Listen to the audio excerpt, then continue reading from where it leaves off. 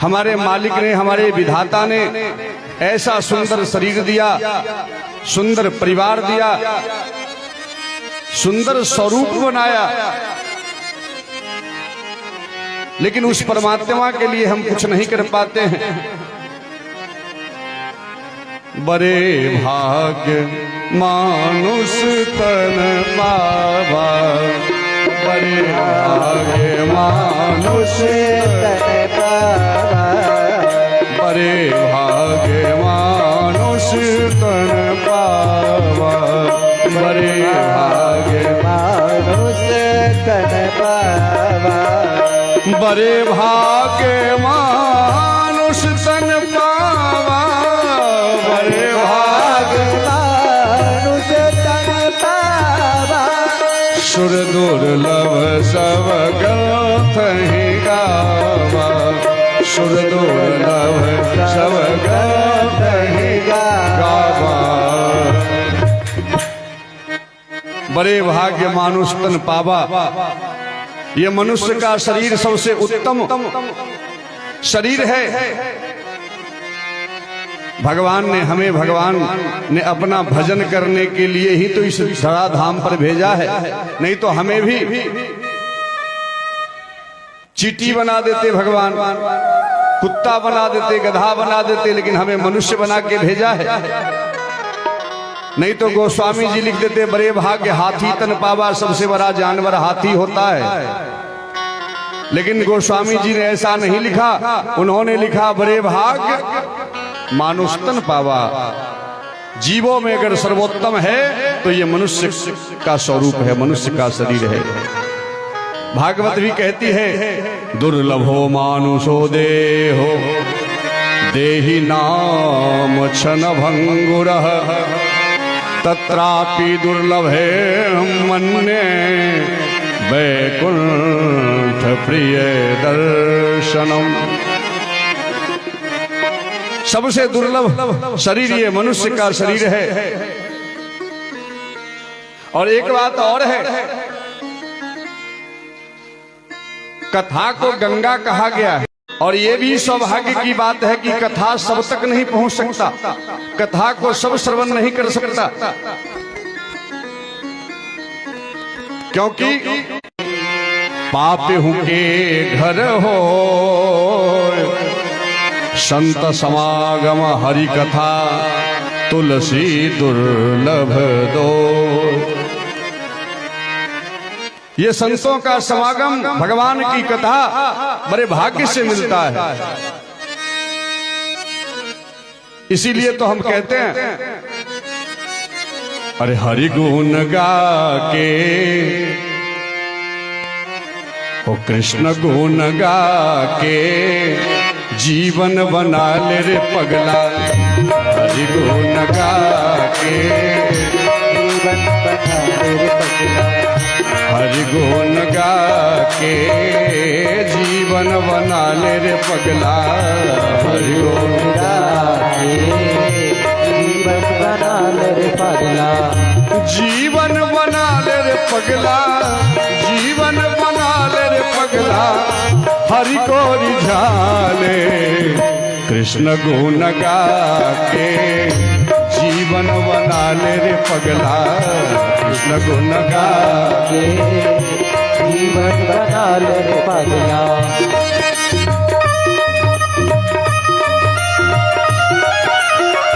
श्री राधे।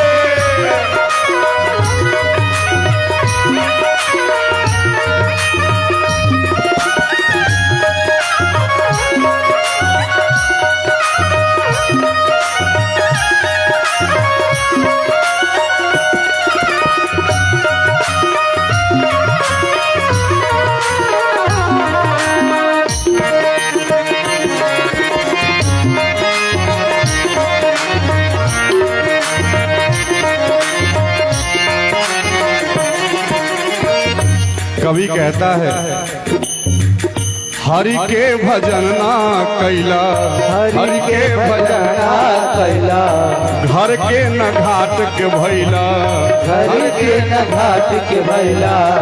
कवि कहते हैं कि जो भगवान का भजन नहीं करता है उसको इस संसार में भी शरण नहीं मिलता है, और जहां हमारा ओरिजिनल घर है वहां भी हमारा शरण नहीं मिलता है हमको। न भगवान अपनाते हैं न संसार अपनाता है। इसीलिए हरि के भजन ना कैला, हरि के भजन ना कैला, घर के न घाट के भैला, घर के न घाट के भैला। इसलिए करना क्या चाहिए? नरतन के पाके,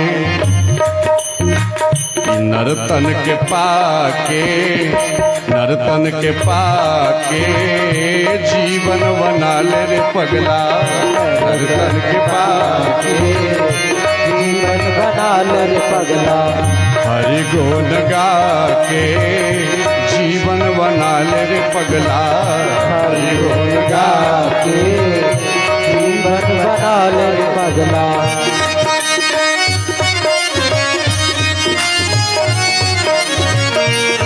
श्री राधे।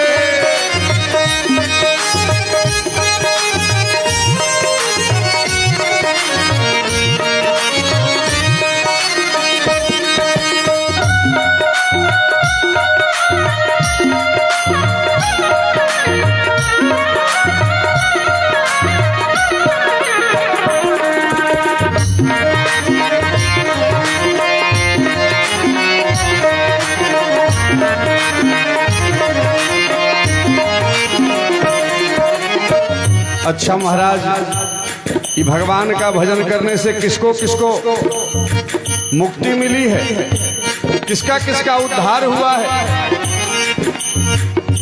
आखिर इस भजन को क्यों गाना चाहिए, भगवान का कीर्तन क्यों करना चाहिए?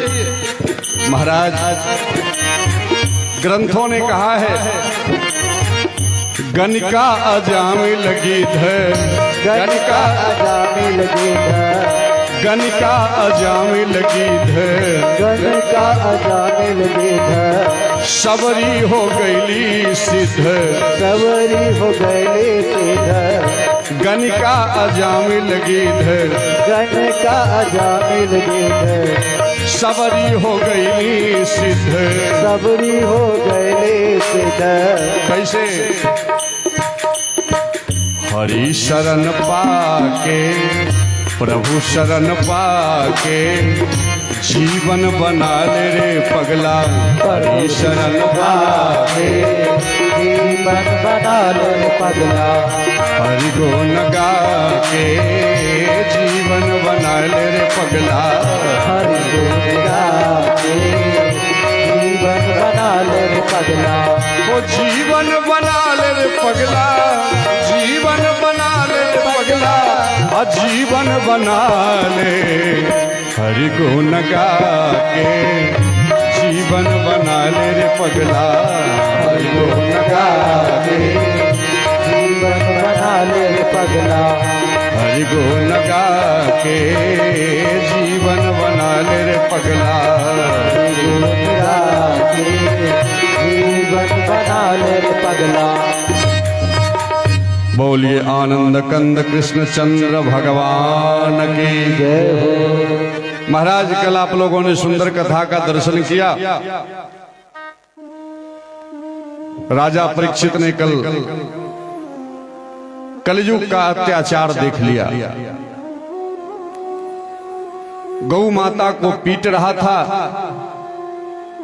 गाय माता रो रही थी, बैल के 3 पांव कट चुके थे। कलयुग को दंड देना चाहते हैं राजा परीक्षित, लेकिन कलयुग शरणागति हो गया, शरण में आ गया। राजा परीक्षित ने कहा कि जो शरण में आ जाए उसको क्षमा कर देना चाहिए। कलयुग ने आग्रह की और राजा परीक्षित ने उसको रहने का स्थान दिया अपने राज्य में। और कलयुग ने 5वां स्थान भी मांगा था, जिसको राजा परीक्षित ने अधर्म से उत्सर्जित किया हुआ संपदा यानी कि स्वर्ण उसमें 5वां स्थान मिला कलयुग को। कलयुग ने कहा महाराज आपने जो दे दिया हमारे लिए उतना ही बहुत है, हम इतने ही जगह में अपना गुजर कर लेंगे। महाराज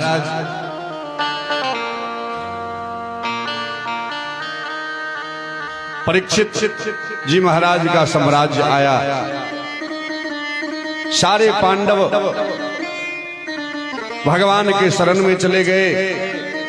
उसके बाद इस राज्य के राजा परीक्षित हुए, प्रजाओं का अच्छे से ख्याल रखते हैं, प्रजा से प्रेम करते हैं, संत महात्माओं का सम्मान करते हैं। एक दिन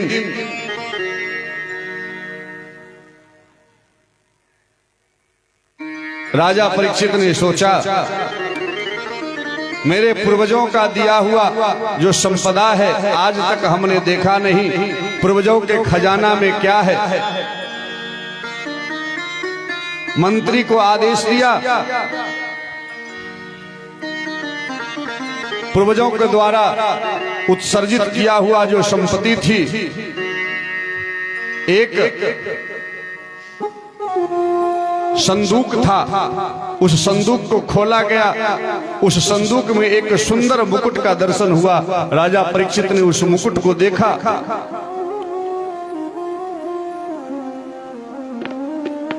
वो मुकुट आखिर किसका था? जरासंध के जैसा अत्याचारी सब राजाओं से युद्ध करता था, उसको युद्ध भूमि में मार के गिरा देता था और उसका मुकुट छीन लेता था। ये तो अत्याचार हुआ। और जब 10-20 राजाओं को पराजित किया, उसका मुकुट जब ले लिया, उस सारे मुकुट को मिला के एक मुकुट बनवाया था जरासंध। और जब भीम ने जरासंध को वध किया तो भीम ने भी उस मुकुट को छीन के अपने राज्य में ले आए। वही मुकुट है ये। आखिर ये मुकुट तो अधर्म से लाया हुआ है। राजा परीक्षित को वह मुकुट सुंदर लगा। राजा परीक्षित उस मुकुट को लिए और पहन लिए।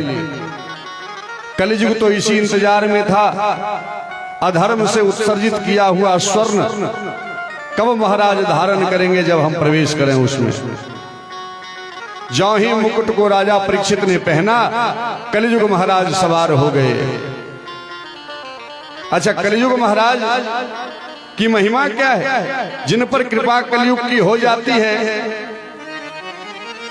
उसकी बुद्धि ही विपरीत हो जाती है।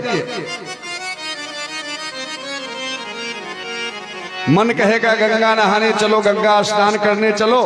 ये कलियुग महाराज के प्रभाव से यही मन फिल्म देखने के तरफ मुड़ जाएगा। ये कलियुग का प्रभाव है। लेकिन सबसे बड़ा गुण इस कलियुग में एक ही है। चाहे कितनों पाप करो, कितने अधर्म करो, लेकिन एक बार अगर अंतरात्मा से हरि नाम संकीर्तन कर लिया तो सारे पाप से मुक्त हो जाओ। ये एक विशेषता है कलियुग में। महाराज जो ही राजा परीक्षित ने स्वर्ण का मुकुट अपने सिर पर धारण किए, उसी समय कलियुग महाराज प्रवेश कर गए और महाराज की बुद्धि भटकने लगी। मन में आया जो कभी शिकार करने नहीं जाते थे, आज महाराज ने निश्चय किया कि आज शिकार करने जाएंगे। मंत्री को आदेश दिया और सारे मंत्रियों के साथ महाराज शिकार खेलने चल दिए। जब जंगल में गए तो कभी शिकार खेले नहीं थे, कोई शिकार हुआ नहीं। भूख और प्यास के मारे उसी जंगल में एक शमीक ऋषि का आश्रम था। शमीक ऋषि के आश्रम पर राजा गए और शमीक ऋषि उस समय में नेत्र बंद करके भगवान के ध्यान में बैठे हुए थे। महाराज, जब संत ध्यान करता हो तो उसको संसार का कुछ दिखाई नहीं पड़ता है, सिर्फ वो परमात्मा का ध्यान करता है, परमात्मा ही उसके दृष्टि में होते हैं। राजा परीक्षित की तो बुद्धि पहले से ही विपरीत है। शमीक ऋषि के आश्रम में गए, आवाज लगाया, ओ महात्मा, तुम्हारे कुटिया के बाहर तुम्हारा राजा खड़ा है, अरे कम से कम जल के लिए पूछ लो, भोजन के लिए पूछ लो। लेकिन शमीक ऋषि तो ध्यान में थे, वो कुछ जान नहीं पाए। जब 2-4 बार आवाज लगाया राजा परीक्षित समझ गया, राजा परीक्षित की ये महात्मा भगवान का ध्यान नहीं, ये ढोंग कर रहा है। हमें देखा है तो और नेत्र को बंद कर लिया। हमारे राज्य में रहने वाला महात्मा हम ही को देख के लीला करता है, मेरा ही अनादर करता है। कलयुग का प्रभाव था, क्रोध से आंखें लाल हो गई, भूखा प्यासा तो था ही। क्रोध में आकर के राजा परीक्षित ने सामने में देखा एक मरा हुआ सर्प पड़ा था। अपने बाण पर उस सर्प को उठाया और शमीक जी के गले में डाल दिया। शमीक जी के कुछ शिष्यों ने इस दृश्य को देखा। शिष्यों ने दौड़ के गए और नदी में शमीक ऋषि के पुत्र श्रृंगी ऋषि स्नान कर रहे थे। श्रृंगी ऋषि को शिष्यों ने जाके कहा कि इस राज्य के राजा ने आपके पिताजी का अनादर किया है, अपमान किया है। उनके गले में मरा हुआ सर्प डाल के आपके पिताजी का निरादर किया है। श्रृंगी ऋषि भी क्रोध में आ गए। जिस नदी में स्नान कर रहे थे उसी नदी में से जल लिया, संकल्प किया,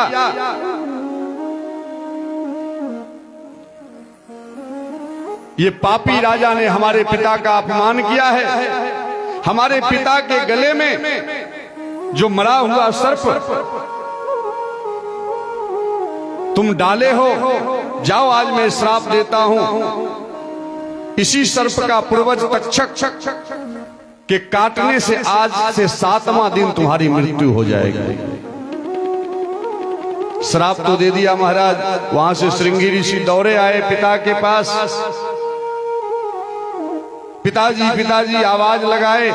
पिताजी का ध्यान खुला, तब तक समाधि टूट चुकी थी, ध्यान टूट चुका था। पिता के गले से सांप को हटाया और क्रोधित अवस्था में ही पिताजी से कहा, हे पिताजी, इस राज्य के राजा परीक्षित ने आपका अपमान किया है। आपके गले में मरे हुए सर्प को डालकर, और मैंने श्राप दे दिया है कि उसी सर्प का पूर्वज तक्षक आज के 7वें दिन उसको काटेगा और उसकी मृत्यु हो जाएगी। शमीक ऋषि बड़े आश्चर्य में पड़ गए, अरे ये तुमने क्या किया, ये तो घोर पाप है। अरे वो हमारे राजा हैं, उनके राज्य में हम रहते हैं, हमारी रक्षा करते हैं। वो छोटी सी गलती में इतना बड़ा दंड, ये शोभा नहीं देता। शमीक ऋषि ने सोचने लगा। शमीक ऋषि सोचते हैं कि कौन सा उपाय करूं। राजा से भूल हुई है तो भूल तो श्रृंगी से भी हुई है। अब इस राजा के उद्धार का क्या उपाय है। अपने शिष्यों के द्वारा राजा परीक्षित को संवाद भिजवाए शमीक ऋषि। तब तक में राजा परीक्षित अपने राज्य में चले गए थे। मुकुट को उतार के जो ही रखा, अपने ज्ञान में आ गए कि हमने तो घोर अपराध किया है। जीवन भर जिन संत महात्माओं का हमने सम्मान किया, जिनकी पूजा की, आज उन्हीं को अपमान किया। तब तक में समीक ऋषि के शिष्य पहुंचे। द्वारपाल आए, महाराज समीक ऋषि के शिष्य आए हैं। राजा परीक्षित दौड़ के गए, गले लगाए, महाराज हमसे घोर अपराध हुआ है। शिष्यों ने कहा, हे राजन, आपके इस भूल के कारण समीक ऋषि के पुत्र, हमारे गुरुदेव के पुत्र ने आपको श्राप दे दिया है। आपके जीवन का सिर्फ 7 दिन बचा है। आज के 7वां दिन आपको सर्प डसेगा और आपकी मृत्यु हो जाएगी। इसलिए गुरुजी ने कहा है, इस 7 दिन के अंदर अगर कुछ सत्कर्म कर सकते हो तो आप कर लो, जिससे आपकी मुक्ति मिल जाए। राजा परीक्षित प्रसन्न हो गए। अब सोचो, कोई जोगी हमें श्राप दे दे, कोई महात्मा श्राप दे दे और उसका संवाद मिले तो क्या हम प्रसन्न हो सकते हैं? लेकिन राजा परीक्षित प्रसन्न हो गए। राजा परीक्षित ने कहा, ये परीक्षित जो अपराध किया है इसका ये दंड भी कम ही है।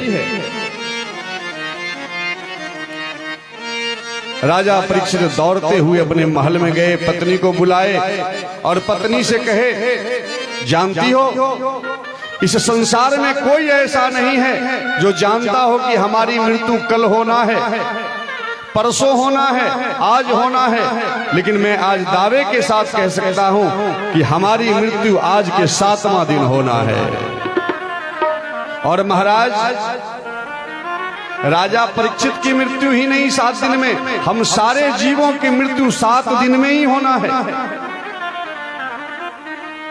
आपको सुनते हुए आश्चर्य होगा, ये 7 दिन क्या है? सोमवार से लेकर रविवार तक गणना करो, 7 दिन ही होते हैं। और इसी 7 दिन में किसी न किसी दिन हमारी मृत्यु होगी। या रविवार को हो, सोमवार को हो, मंगलवार को हो, बुधवार को हो, लेकिन 7 दिन के अंदर ही होना है। और यही 7 दिन हमारे पास है। इस 7 दिन में हमें करना क्या चाहिए? क्या करना चाहिए? 7 दिन में हमें भगवान का भजन ही तो करना चाहिए। वही परीक्षित जी महाराज आज करने जा रहे हैं। वहां से मुस्कुराते हुए चले, संत महात्माओं का दर्शन किया जहां संत मिलते हैं। संतों से कहा, हे महाराज, हमें एक महात्मा के द्वारा श्राप मिला है, आज के 7वें दिन हमारी मृत्यु हो जाएगी। इस 7 दिन के अंदर मेरे लिए मुक्ति का कोई उपाय है क्या? महात्माओं ने कहा, तुम 7 दिन की बात करते हो, हजारों वर्ष से तपस्या कर रहे हैं, अभी तक भगवान का परछाई दिखाई नहीं पड़ा है। तुमको मुक्ति 7 दिन में कैसे मिलेगी? उसी समय महाराज सुखदेव जी का आगमन हो गया। अब देखिए, भगवान की कृपा नहीं थी तो दर दर भटक रहे थे परीक्षित जी, और उसी समय सुखदेव जी का आगमन कैसे हुआ? क्योंकि भगवान नारायण ने ही उनको धरती पर जीवों के उद्धार के लिए भेजा था, अपने गुप्त लीला का वर्णन करने के लिए। और राजा परीक्षित भी तो भगवान नारायण के ही भक्त हैं। राजा परीक्षित ही ऐसे हैं जिनको भगवान ने धरती पर आने से पहले गर्भ में ही रक्षा किया। भगवान ने मन ही मन सोचा कि जब हम तुम्हारी रक्षा गर्भ में जाकर कर दिया तो तुम्हारे मुक्ति का भी साधन मेरे पास है। सुखदेव जाओ, राजन का उद्धार करो। सुखदेव जी आए। सुखदेव जी ने कहा, परीक्षित क्यों चिंतित हो? परीक्षित ने कहा, महाराज, समीक ऋषि के द्वारा हमें श्राप मिला है, आज के 7वें दिन हमारी मृत्यु हो जाएगी। सारे संत महात्माओं से इस 7 दिन के भीतर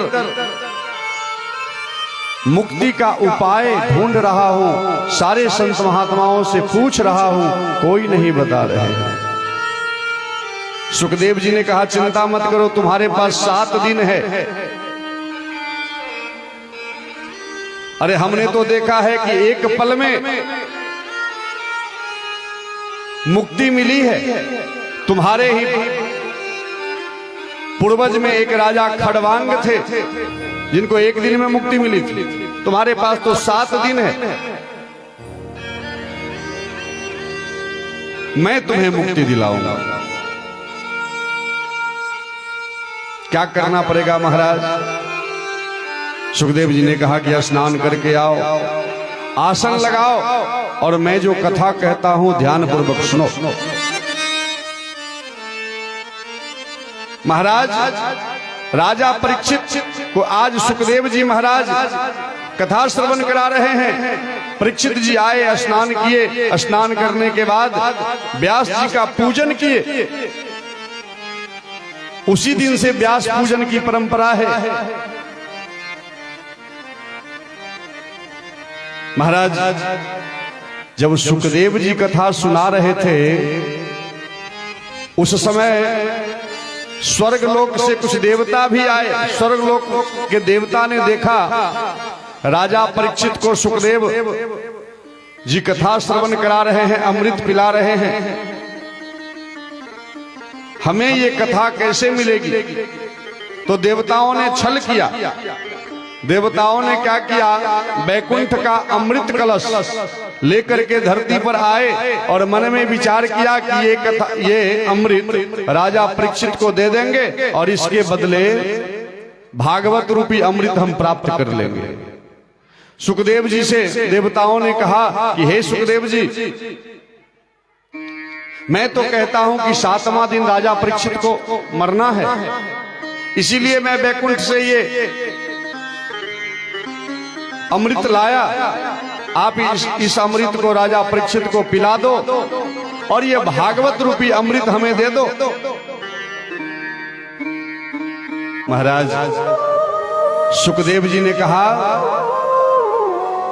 कि अगर सच्ची निष्ठा से अगर आप आते तो मैं आपको ये अमृत दे भी देता, लेकिन आप बनिया बनकर आए हैं।